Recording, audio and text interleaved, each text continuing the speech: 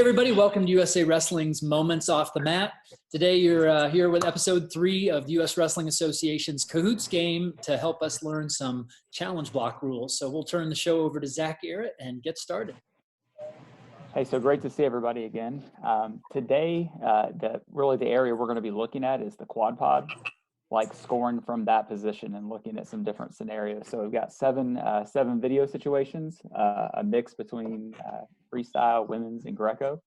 So should be entertaining here, but we'll get started. So I'm going to share the screen. So everything is going to be a quad pod situation and a little bit of an potentially out of bounds in some places as well.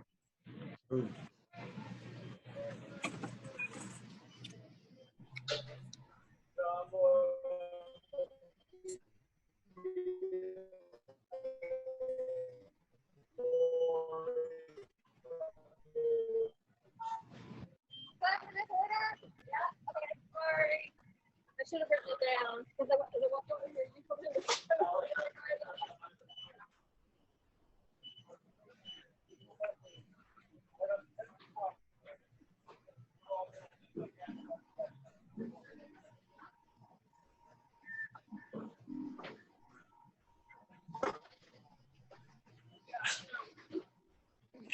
All right, very good. 2 red. Who scored 2 red, and why did you think it was 2 red? I went with 2 red because it looked like Blue's elbow, his right elbow, touched the mat. But I was also kind of conscious of the time also because it was running down. But there was still enough time on the clock where it looked like the elbow went down before time ran out. Very good, very good. That's exactly the case here. You know, as you're walking, there is 2 elements of this. One is the time, and the other is, does the elbow touch? I was flipping screens and I clicked. I don't even know what I clicked. Mine was wrong. You know, we're looking at this situation and trying to stop it at the right time. You know, certainly always difficult in this process. But that's the part we look at. I think when we're looking at the quad pod, you know, clearly in order to get a takedown, there has to be 3 points of contact, which is typically 2 hands and a knee, 2 knees, 1 hand, or 2 hands and a head. But the elbow kind of trumps all of it. So if an elbow touches, it's going to be 2 points for the takedown at that point. And so that's exactly, you know, what, and again, trying to stop this at exactly the right spot is pretty difficult, but I know that this was really close going down. And even to some extent, I feel like they may have hit the elbow a little sooner, you know, in this process. So it's hard to for sure tell, but I think definitely agree that I thought the elbow touched in that position right there. I would agree with that. Any other questions or comments? All right, let's see who's winning. Ooh, Mike. Of course. Mike with an early lead here. Mike with again, you get more points for scoring quickly, but you have to get it correct. So Game's rigged. That's the highest I've ever been. Take a picture, Danny. I was. I am. All right, next one. So freestyle situation again.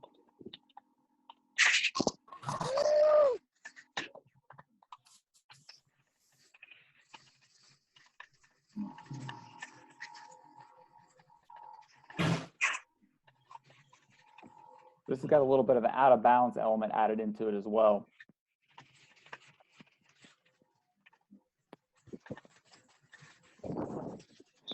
It's really interesting. I actually had this.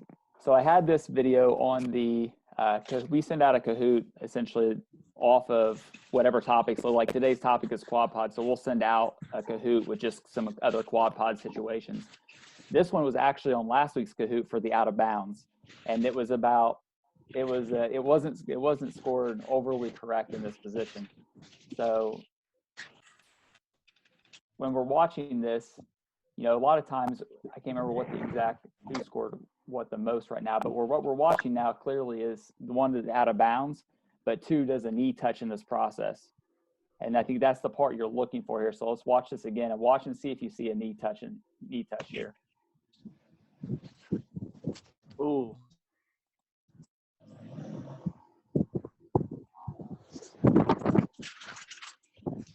On the brick. I think that's a pretty good view right there of when you look at it, how quickly that is and how quickly that touches. But since he was in position behind him, and as soon as the knee touches, that's going to be directly 2 points. And that's the part when as the referees, we're trying to look down to see where that is.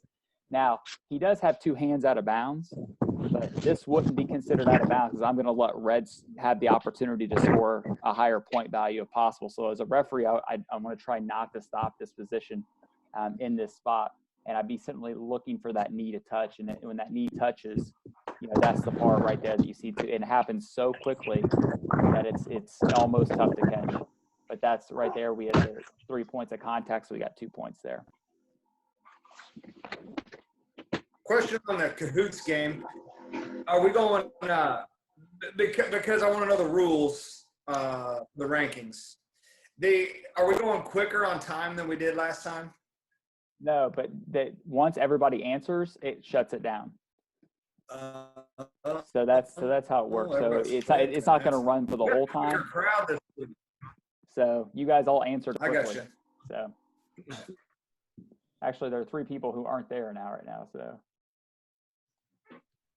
all right, Takara, nice job.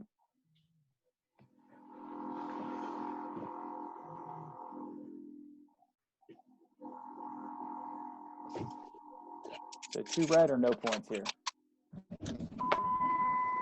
To promote healthy play.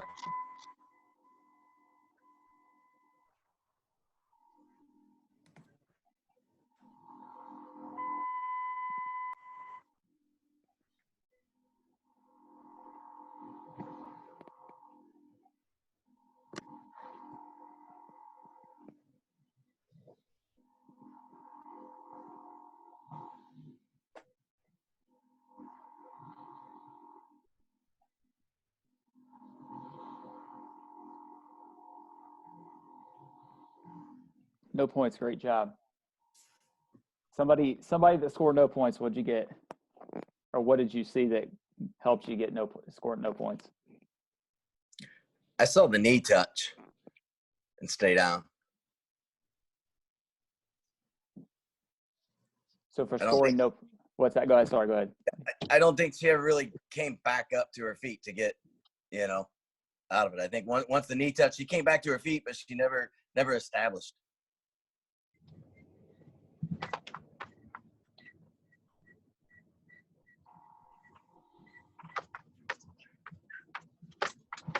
That's the question you're looking for in this one. Again, there's an element of time here in this process. Is time in or time out before as she's going down. She's still actually up right now a little bit, forearms touching, but haven't seen that elbow touch yet. And the question is, really that came up, and all of you scored this here, is in this process, like she was here and that knee was down, as she goes here, heads touching right now. Is that considered 2 points or not? Would that, when you stop at freeze frame, that looks pretty decent. Like it potentially that's a takedown. But I think when you're watching this live, to me, I didn't think that was 2 points. And I think you guys all scored that, the same as how I had it scored as well. I think we all scored it correct because the option was 2 red or no points. Oh, It wasn't right. a red score. You're right. So that was my fault. So Mike, you might want to delete that one out. Yeah, so it would have been 2 blue. The question is, was it 2 blue? What do you guys think on that one? That makes it harder when that's the choice. Yeah, that would have been more difficult. Right. Yeah, sure. So if it was 2 blue, what would you think? I might have gave blue whenever they were hip to hip, and like you said, live it's tough. I don't know if my internet's moving slow, but all I'm getting is pictures, and so it's paused on a picture or two where it looks like blue's behind. And again, I don't think I can see it live if I'm getting Southern Indiana internet, but I'd look like for me, it looks like blue does get behind. And again, I don't think I'm seeing it at full speed. I think having the view that the official had would give it a little more clear for you. If he's in the front, I think that might be able to tell you a little bit about what's going on right when the knee goes down. This is one of those situations on a video review, the camera doesn't give you a good angle. But if you do look at the official on the mat, he's in perfect position. Right. So in that situation, I would go with the official on the mat probably and stick with the call of no points. It's hard because it looks like right when blue is about to gain control, it's because red is trying to do like a last minute like hip toss or headlock movement, and then the blue shrugs it off and gets behind, but at that same time red goes into a quad pod, so it looks like it's her action taking it to a quad pod, even though blue's behind. She hasn't gotten her to break with a third point. Sure. Yeah, I thought even with this, having messed up the points with this, like it's really difficult when I watch this live to score this takedown. But I think as a coach, if you're blue, you 100% have to challenge that, because this is the end of the match, Right? And you're losing 4-3.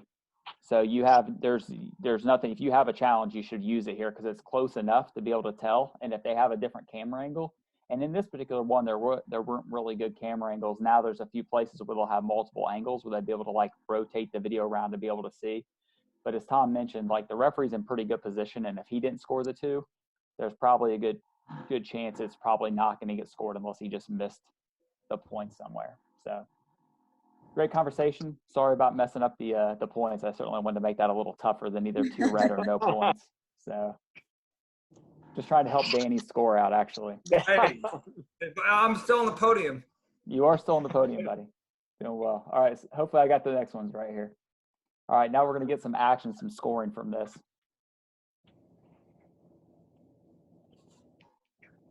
So 4 blue, 2 and 2, or just 2?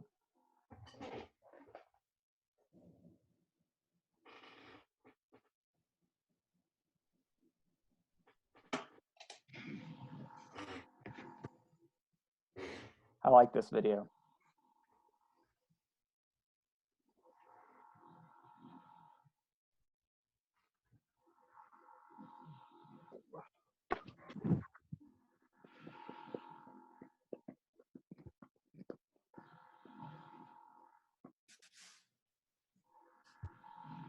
Oh.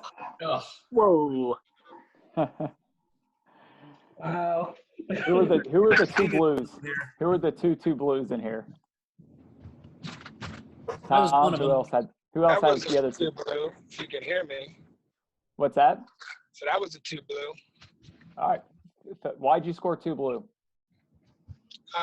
That's hard to see, but I thought maybe red might have touched down out of bounds and then rolled through. Okay.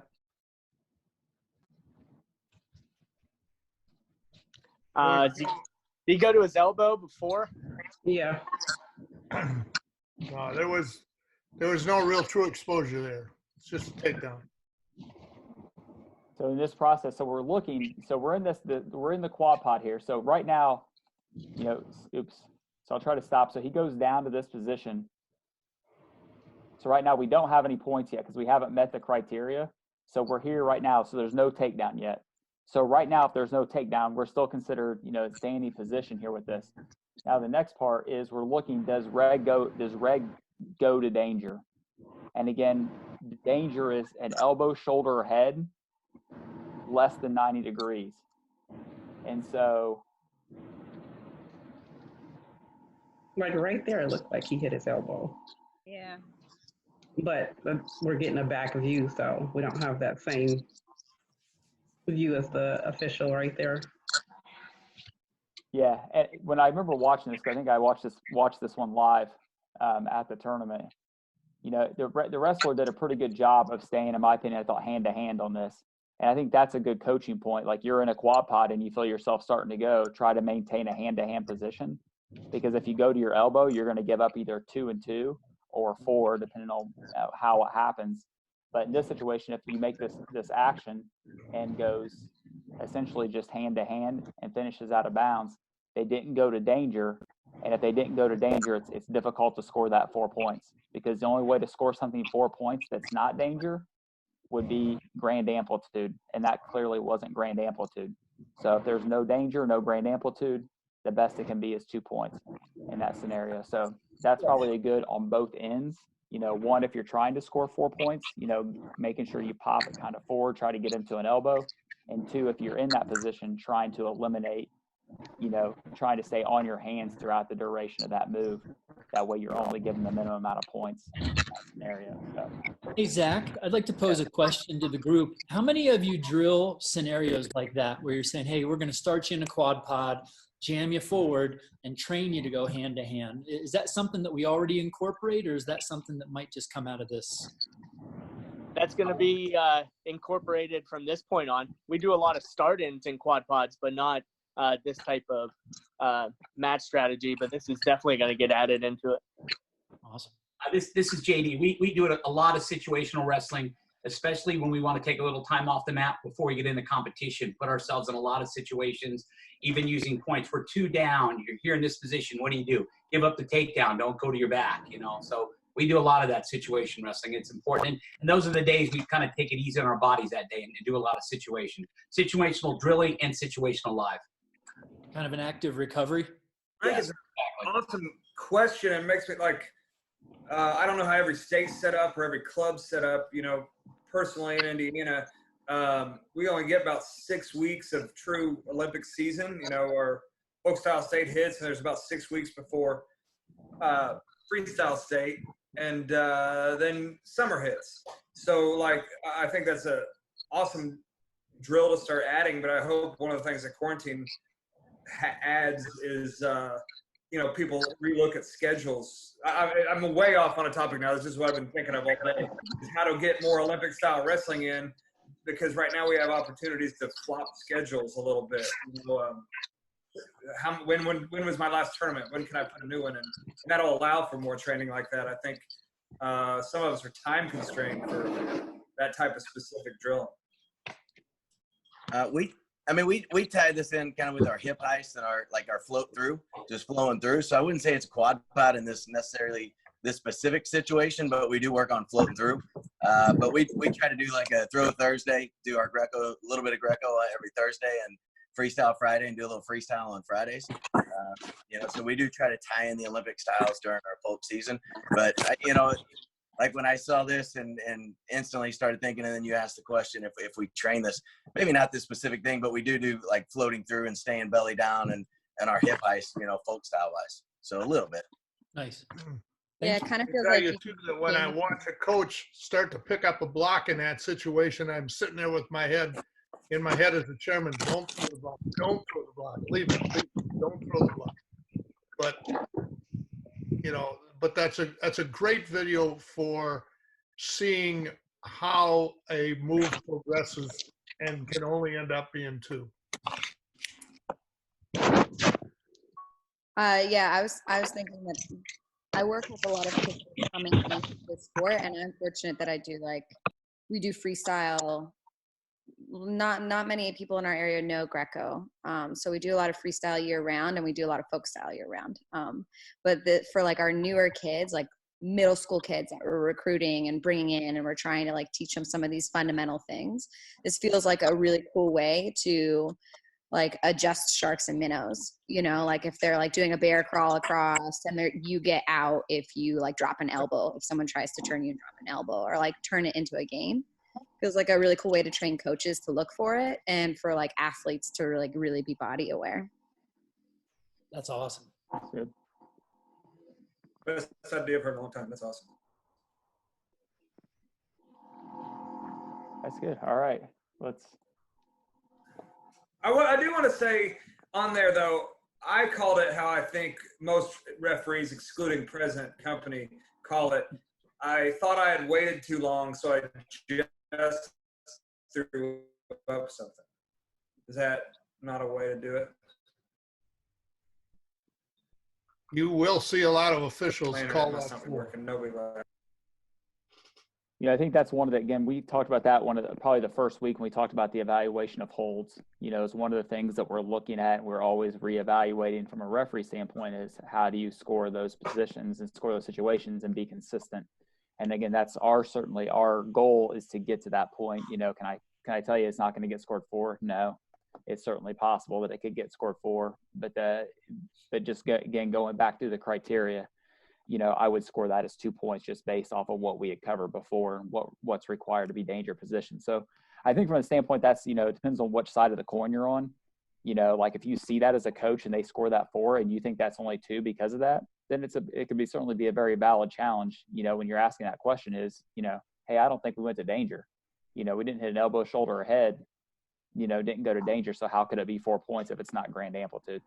So something to consider in that process. So, all right, let's check out another one here. So Greco match. Oh yeah. Same action, JD. It's not. Don't get too excited. Oh geez. I'm going 4 red. I can tell you that right now. Then.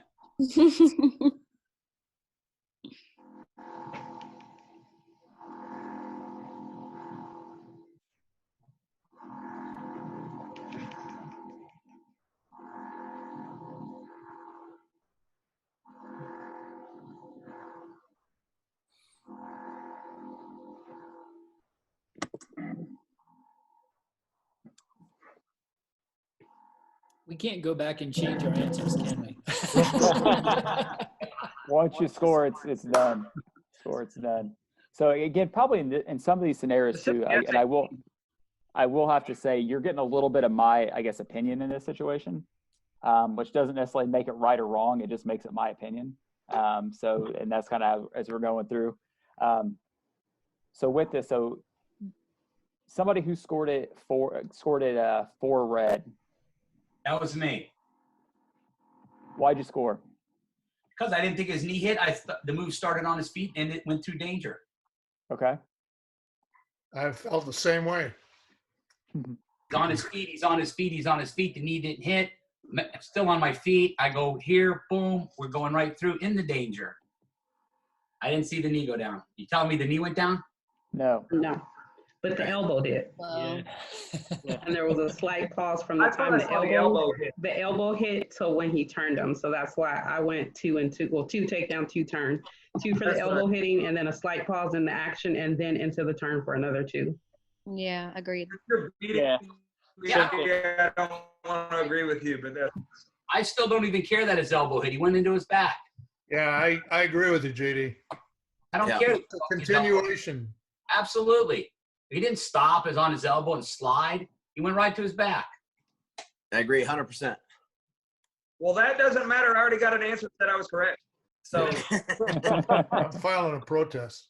Yeah. I'm You throwing the can. brick again. So I think these are I think these parts here, so I scored this as 2-2, and I scored it the same way as Takara was saying and Jackie had brought up. As it was going down and he hit an elbow, then he went. That's the part that I saw in this process. You certainly can make a case that it was continuous in the process. I think when you look at some of the other situations of what gets scored for, you'll see that difference. You can actually see the judge in the background. They scored this as 2-2. And if you watch, you can actually see him in this process as they scored this. So he went 2, and then I cut the video out. So it had another couple seconds to go. And so, but that's why I scored it 2-2 is exactly how the ladies described that he went down, he hit the elbow first, and then he popped it over. So when he hit the elbow, scored it 2, and then went over for 2. And I certainly understand everybody's explanation as to why it's 4. And I'm not saying that's wrong. I'm just giving, again, as I made a statement, you're getting the correct answer here is based on my opinion. So that doesn't make it right or wrong. That just makes it my opinion. So can I ask a clarifying question? Absolutely. So I also scored it 2-2 for what Takara said, but it would have been 4 if he had touched an elbow and it wasn't his chest facing the floor, right? Like when his elbow touched, his chest was facing the floor.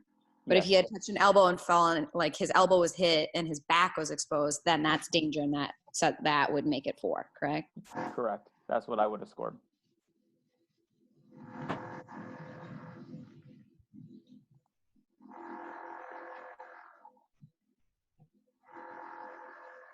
All right. what? Okay.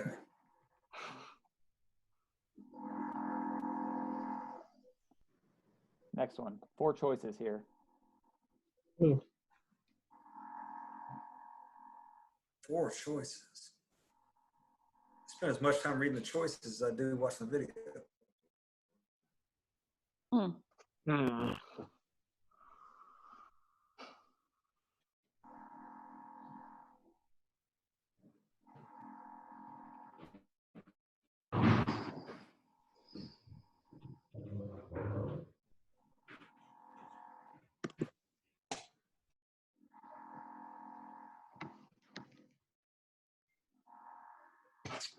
This is tough, Zach. Yeah, that one's really, really tough. I don't think I got this right. I don't feel good about it. Yeah, I don't know.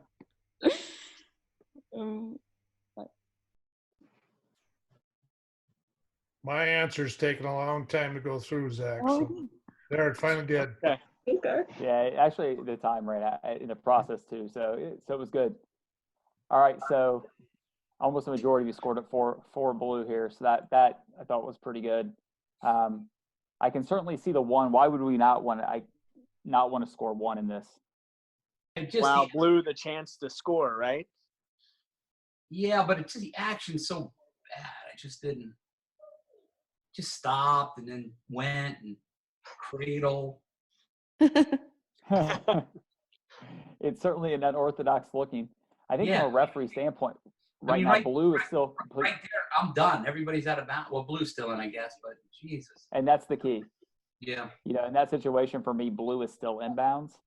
So if she's still inbounds, I'm going to give her an opportunity to score as long as I can in that position, because I don't want to necessarily blow the whistle too quick. I don't want to blow the whistle and score at one as she's taking her to her back. Run it Like, up. nothing's a worse feeling. Run it up another frame. See where her foot goes.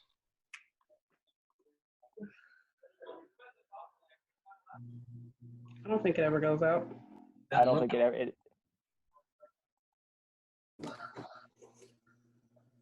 Nope, stays in. Yeah. Yeah, so not a typical one, but I think, you know, in that situation, you know, like, and it definitely, if they blow the whistle when they get to that position, it's only going to be 1 point because there wasn't a takedown at this point. Right. And then because it's still in the standing position and went from standing directly to danger, we got the 4 points. So pretty good there. All right. Danny, you keep sliding down, buddy. How is this happening? I keep getting them right. Is it like a seeded thing here? I got to beat certain people? Yeah, you're going to have to start at the bottom, but it's the ladder system. You got to start at the bottom and work your way up. I feel like you just feel sorry for these guys because they're not from Indiana, so you're judging me harder. Yeah, no, unfortunately, I can't press the button for you. All right, last one.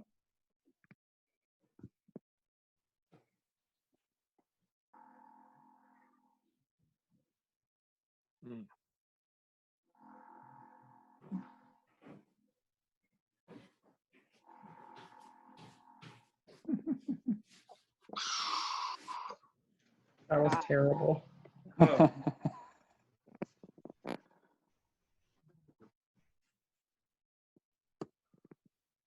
Oh no! Want to change my answer? This hopefully jumps me into the podium. I think it did. Dang it!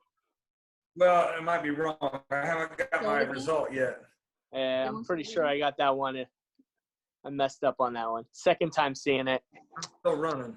Thank goodness. I don't know what I got. See, it's Southern Indiana that's hurting me. It's not my brain.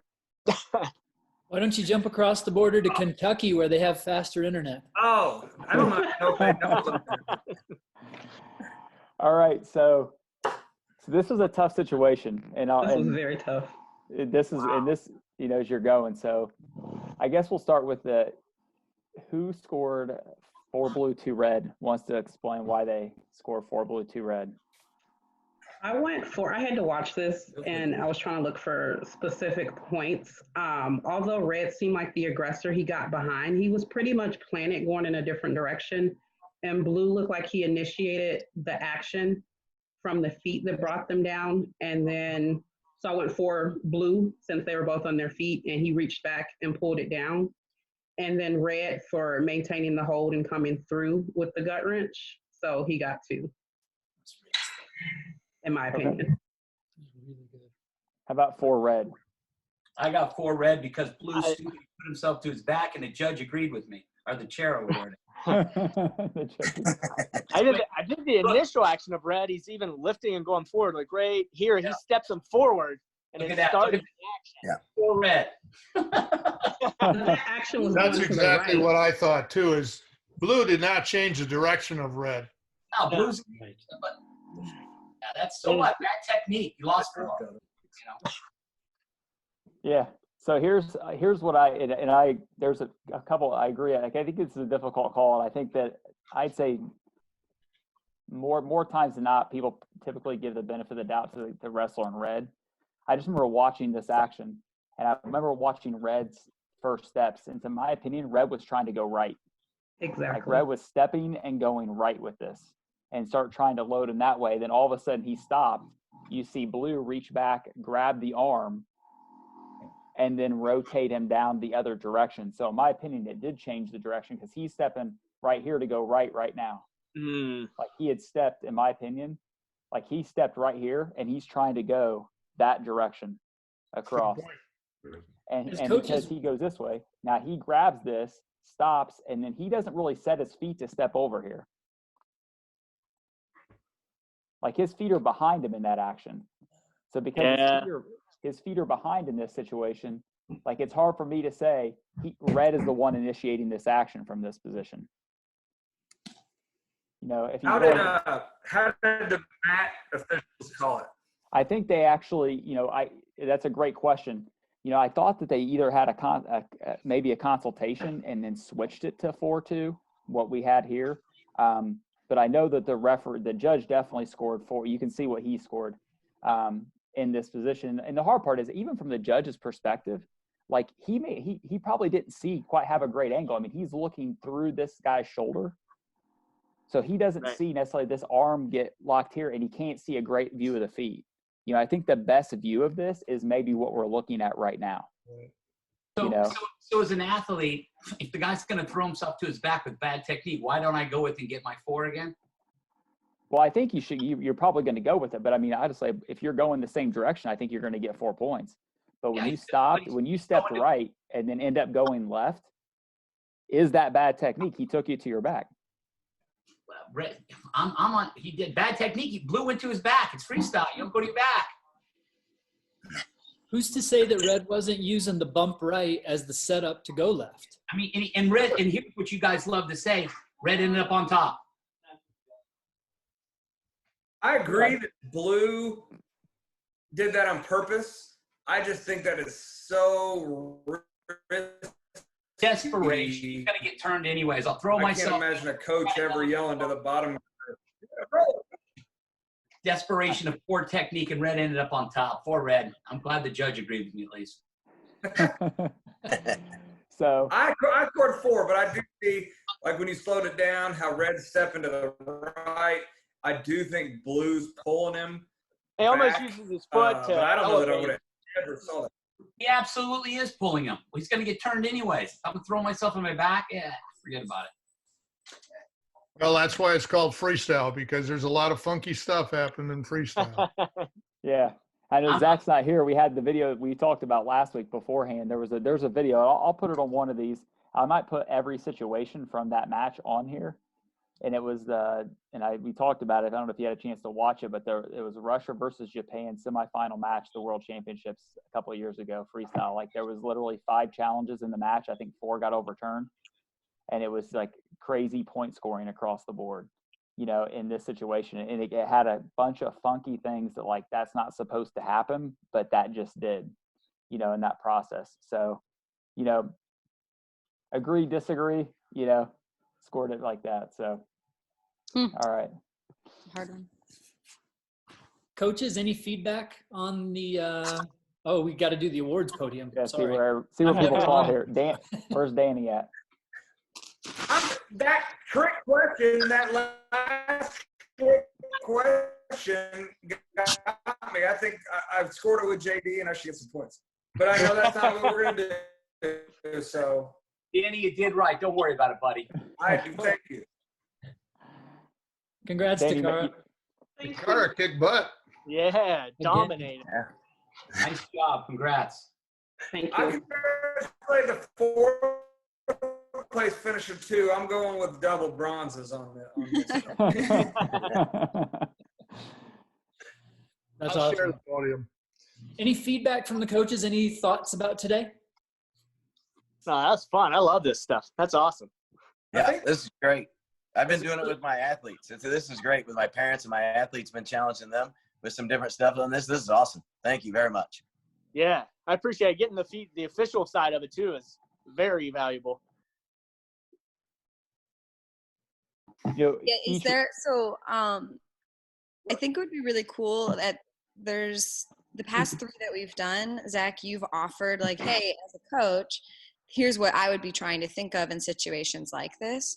Maybe it would be cool to have almost like a resource thing like, hey, here's a series of situations. As a coach, here's coaching tactics, or here's like a way to communicate this with your athletes. Or if you're coaching other coaches and they encounter this situation, here's how to train them to look for it or treat it with the table.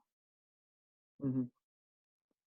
Yeah, I think that anytime you're doing this, I think the part as you guys go through this and, you know, when you see different situations and you look at them and you start, and I think that's where everybody starts piecing together a little bit, like as you come up and you learn and see more situations and more things and how it gets scored and why it gets scored, it certainly helps you develop your coaching strategy a little bit. And I think that everybody ends up with a, you know, slightly different approach potentially. I don't know if there's a way to like, you know, rubber stamp that, you know, but I certainly think, you know, there's a lot of experience, you know, just right here, you know, on this Kahoot, plus the others, you know, Zach has been here before as well, and you add him along with some of the other great coaches. You know, I certainly think would be a great option, coaches council, sitting down and looking at that and having a conversation and putting together some sort of, you know, here's some basic situations, here's things to consider, here's things that, you know, here's how it gets scored, here's some key coaching points that you want to look at.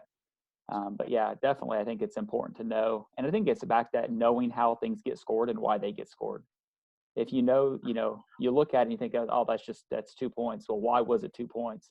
You know, going through that little bit of detail of why that gets scored, I think helps you start developing how do you change the technique or how do you coach the technique in order to get the maximum amount of points in that process. So that's been fun with our staff is just why. Because, you know, some of my staff is just learning freestyle and Greco. And so we're going over some of these Kahoots that you guys have been doing and, you know, and they're asking questions, well, why is that? And so then, I mean, it's been great for me just going over it, learning it and trying to figure it out. And it's caused a few arguments and that's fun. You know, it's fun to have that little bit of rivalry, you know, on staff a little bit too. So it's fun. Well, I've told coaches 1,000 times in my career, we don't have secrets in officiating. We want to share the knowledge. You know, sometimes they think, or coaches think, less experienced coaches mostly think that, well, you never told us that. Well, yeah, you just haven't had time to learn it yet. It's really fun to sit here with the discussion with a group like this that has the background and the knowledge, because you can make your point and the emotion doesn't get into it. Where you got a parent who's been coaching for 2 years, the emotion takes over. You can't change their mind, no way, no how. So this kind of discussion is great.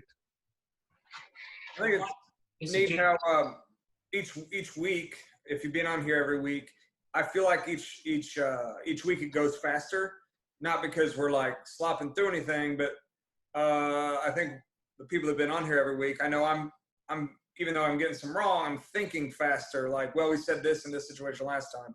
I mean, going back all the way to week 1, you know, I remember Zach saying, no, I remember that's folk style on the elbow hitting. And I forget the exact situation, but it was a quad pod situation on week 1. And boom, I was able to carry that through all the other videos. And so it's just making me think faster, hearing the explanation and go to the next question. So just the speed of it, I can tell, speaking for myself, but I think some others agree, we're all learning faster doing it. Danny, that's a great point. When you start thinking about a beginning official who has not seen the action, you know, Zach and I've seen these actions hundreds of times. So the points automatically just come off the ends of our fingers. When you see a young official hesitate, it's not because they don't know what they're doing. They just haven't got to the point where it becomes an instinctive process. And what you're doing and talking about is those instincts and developing those instincts. Yeah, I think the checklist that we got when we first started this was really helpful into kind of understanding the thought process of an official. Just was it high amplitude, and just going through those checklists really put it into perspective. Not only how the official looks at it, but also how like you would coach certain situations. Yeah, I think too, I was looking back at a couple matches from like cadet world championships, and it's interesting because I had even asked Tara her opinion on a match where it looked like we could have challenged it, but then from the view that we had where the camera was, the judge had a very clear view and had scored differently from what Matt Chair had scored, but the camera was so far away that from that angle you couldn't tell. So, and that was something I had thought about. Well, I have the same view as the judge, but the camera is across the mat and it looks like a completely different perspective. So it's been interesting also thinking about who's seeing what, and really, even if it is something that I see, is it worth challenging in that moment? That's a great point. One of the things I like to do all the time is I like to know what the referees are being told, the officials, before the tournament. I'm the guy that sneaks in the back of the officials' room and listens, and what Zach tells them. Hey, get them off the fingers. Hey, get them off this. And then I immediately have a team meeting and tell my guys, this is what they're looking for today at this tournament. I think that's real important because those young officials come out all fired up to get that caution and throw it out there because Zach's got them fired up. That's what we're looking for today. So as a coach, I'm always I've been doing this 50 years, so I've got a lot of friends that are officials, and they got good food in there too. But I pop in the back, and just listen a little bit and listen. What is Zach emphasizing today? What does he want his guys to look for? And you better tell your team that, because that's what they're going to be when they come out. Wow, what are they calling that? They're not even getting any time down there on the bottom now. They're bringing them. That's because they've interpreted that. And the next day, you go back and listen to the second day of competition because there's another thing they're going to emphasize. And those young guys bite on that like fish on bait, let me tell you.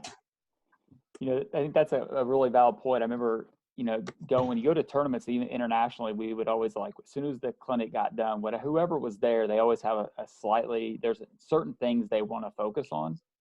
And knowing what those are certainly to your benefit.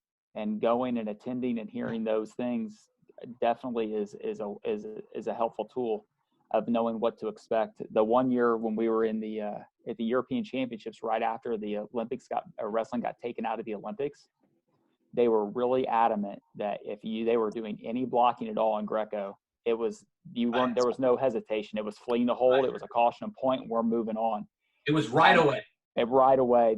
Those 2-day tournaments, it was really interesting because the first day we came out and we're out there, and I remember I had the first match of the day, and they're like, Zach, go out and call it away. The score was 7-5. I had 5 cautions and somebody got cautioned out. It was crazy. And I came off and they were like, yeah, that was perfect. That was great. That's what we want, and we did that the whole day.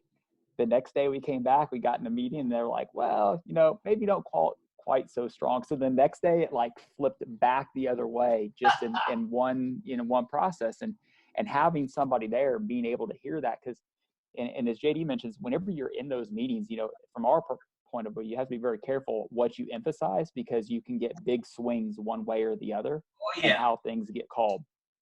So we try to be careful with how we word it and what's really important. But if you come, you'll hear what's important and what to expect to get called. And I think that's a hugely valuable asset to know going in as a coach, knowing what to expect. I know coaching myself, the worst thing I have is having a referee that I don't know, because I don't know how they're going to call it. If I know them and I know how they're going to call it, I can coach my athlete to that referee.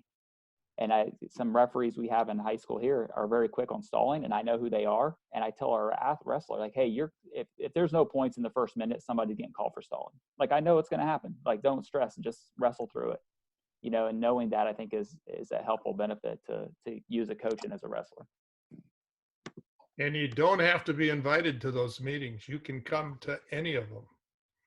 Yeah, no, I don't think coaches know that. I think they feel like excluded, but you know me, I don't give a shit. I come and talk to you guys, and I want to hear what's going on. That's why I got so many friends that are officials for 40 years, you know. I spend more time going on vacation with the officials than anybody else, you know.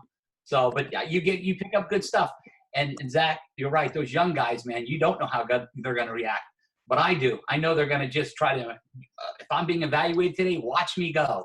And so I get all my guys, hey, guys, don't get on the fingers, or hey, don't move away on the bottom. Careful on your starts. That's what they're looking for today. And then I'll go in day 2, and Zach, you're right. I'll go, okay, you guys going to live overboard there. I go back to the team and go, hey, chill out today. We're good. Just can stay up, work a little longer on top. So that's the best secret known right there. You'll see me in the back there every time.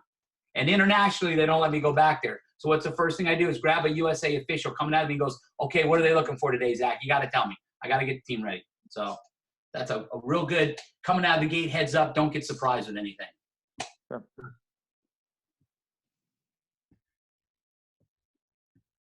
Mike, you there? You're muted, Mike. Unmute, buddy. Most people try to mute me on a good day. So this. Hey, everybody. Thanks for joining us for Moments Off the Mat with U.S. Wrestling Officials Association, our National Coaches Council, USA Wrestling, and our expert panel. Thanks so much for your time today, and we look forward to seeing you next week. Thank you. See you, everybody. Thanks a lot. I appreciate it. Hey, thank you.